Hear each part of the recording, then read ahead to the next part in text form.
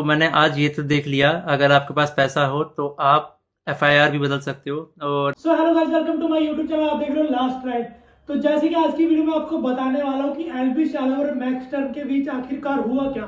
तो मैं आपको बता दूं कि गलती तो वैसे दोनों की कह सकते हैं हम, क्योंकि जो मैक्स टर्न है भाई वो 6-7 महीने से उन्हें पोक कर रहे थे और एलविश यादव ने उन्हें धमकी भी दी थी कि भाई ऐसा मत करो, पर उन्होंने नहीं हटे। वो फिर भी उन्हें पोक करते रहे। आप उनकी रिसेंटली वीडियो देख लेना, उनके इंस्टाग्राम पेज पर है। और जैसे कि आपने वायरल हो ही रही है मार कुटाई की वीडियो, आपने देख ही ली होगी। बहुत ही ज्यादा मार पिटाई हुई है एलविश यादव और मैक्सटन के बीच एक होटल में। तो वो वीडियो में वैसे आपको दिखा नहीं सकता क्योंकि वो यूट्यूब कंडीशन के खिलाफ है। तो वो वीडियो मैं आपको दिखाऊंगा नहीं, बट मार पिटाई के बाद मैक्सटन ने क्या कहा वो मैं आपको सुनाना चाहूंगा। तो मैंने आज ये तो देख लिया, अगर आपके पास पैसा हो तो आप एफआईआर भी बदल सकते हो, और इस चीज़ को प्रूव करूंगा। पर उससे पहले लड़ाई किस बारे में हुई, क्यों हुई, हम इस बारे में बात नहीं करेंगे। मैं सीधा पॉइंट पे बढ़ता हूँ। एलविश ने जो लोकेशन दी थी वो उसके घर की लोकेशन थी, या फिर किसी के तो घर की लोकेशन थी। और मेरा इंस्टिंक्ट बोला कि मुझे उसे अपने लोकेशन पर बुलाना चाहिए, जो एक पब्लिक लोकेशन हो।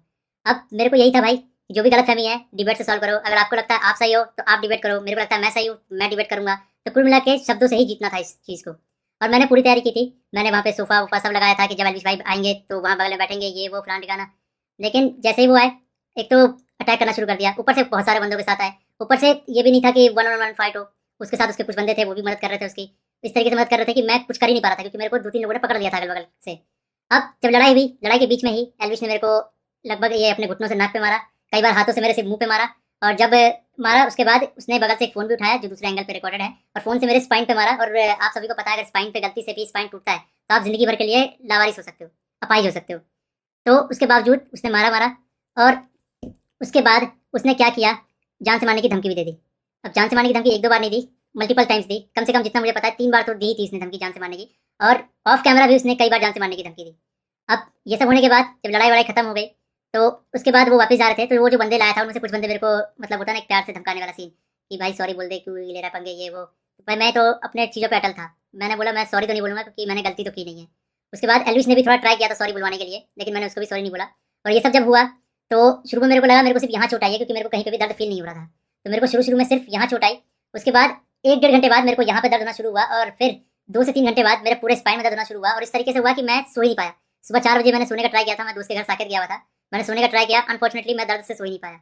उसके बाद हम जब दर्द हो रहा था तो हम गए वहाँ पे मैक्स हॉस्पिटल साकेत के मेडिकल निकलवाने। तो उन्होंने मना कर दिया, विदाउट एफआईआर नहीं होगा। तो मेरा यही था, मेरा दिमाग शॉक में था, एफआईआर हमने की नहीं थी। फिर हमने डिसाइड किया कि दोपहर के 12 बजे के आसपास हम एफआईआर करेंगे लॉन्च, और उसके बाद मेडिकल करवा लेंगे पुलिस की मदद से ही। तो हम गए एफआईआर करने। अब जब एफआईआर करने गए तो हमने पूरा बता दिया कि भाई ये सेक्शन लगाना है, अटेम्प्ट टू मर्डर है, साफ साफ दिख रहा है। तो जो एसएचओ थे उन्होंने बहुत अच्छे से बात की। उसके बाद एसएचओ अपने इंस्पेक्टर के फोन में कॉल करते हैं, बोलते हैं कि पूरा इसको ना पब्लिक मत करना, गुप्त तरीके से रखना, हम लोग गुप्त तरीके से लड़ेंगे। मेरे को तभी डाउट था कि एफआईआर को दबाने की कोशिश की जाएगी। और वही हुआ। अभी मैंने एक आर्टिकल पढ़ा जिसमें एलविश के ऊपर एक भी वो सेक्शन नहीं लगा जो मैंने एफआईआर में लिखवाई थी। अटेम्प्ट टू मर्डर का एक भी सेक्शन नहीं है उसमें। तो कुल मिला के मैं क्या समझूं, अगर आपके पास पैसा हो तो आप एफआईआर भी बदल सकते हो। मतलब हरियाणा में इस तरीके से गुंडागर्दी चल रही है कि एक बंदा आता है, मारता है, उसके खिलाफ कोई एक्शन नहीं होता, उसको पुलिस पकड़ के लेके नहीं जाती। यहाँ पे इस बात को 24 घंटे हो चुके हैं और वो बंदा अभी हंस रहा होगा कि उसको कोई पकड़ के नहीं ले गया, उसको फर्क ही नहीं पड़ा होगा। मैं हरियाणा के सीएम खट्टर जी से रिक्वेस्ट करना चाहूंगा कि इस गुंडे एलविश यादव को अरेस्ट करवाओ। इसका बैकग्राउंड बहुत खराब है, जिस तरीके से यूथ को इंस्पायर कर रहा है, वायलेंस को प्रमोट कर रहा है, उससे साफ साफ पता लग रहा है यूथ बहुत गलत वे में मोटिवेट हो रही है इससे। और ये चीज़ बहुत ही खराब है। तो खट्टर जी, मैं इंडिया के कानून पे बहुत भरोसा करता हूँ, लेकिन अगर यहाँ पे नाइंसाफी हुई तो एक तरीके से बहुत सारे लोगों को ये तो समझ में आ जाएगा कि इंडिया का कानून सिर्फ गरीबों के लिए बना है, अमीरों के लिए नहीं बना है। तो मैं नहीं चाहता कि ये कानून भी, ये एफआईआर भी दब जाए। और साफ साफ पता लग रहा है दबाने की कोशिश की जा रही है इस एफआईआर को। अगर ये एफआईआर दबता है तो ये इंडिया के कानून की हार है। मैं आप लोगों से रिक्वेस्ट करूंगा, गुरुग्राम पुलिस को और खट्टर जी को इस ट्वीट में टैग करो, और उनको रिक्वेस्ट करो कि एलविश यादव को जितनी जल्दी हो सके, इस गुंडे को जितनी जल्दी हो सके अरेस्ट करा जाए। क्योंकि अगर कोई भी ऐसे मार के निकल जाएगा और फिर अपने स्टोरी में डालेगा कि भाई वर्क डन, तो खुल्लम खुल्ला यही है कि वो वायलेंस को प्रमोट कर रहा है और उसको पता है कि उसका कोई कुछ नहीं बिगाड़ सकता। तो एक तरीके से ये इंडिया के कानून की हार है।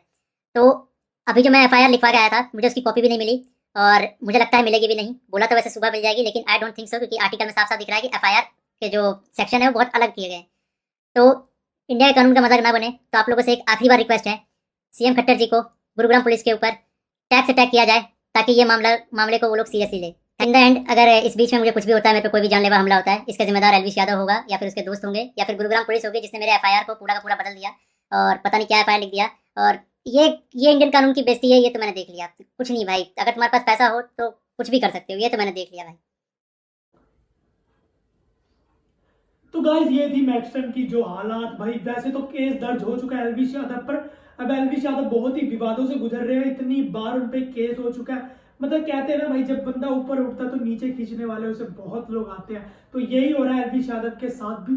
तो देखते हैं आगे क्या होता है। आपकी वीडियो में मैं आपको जानकारी देता रहूंगा, तो मिलते हैं आपको नेक्स्ट वीडियो में।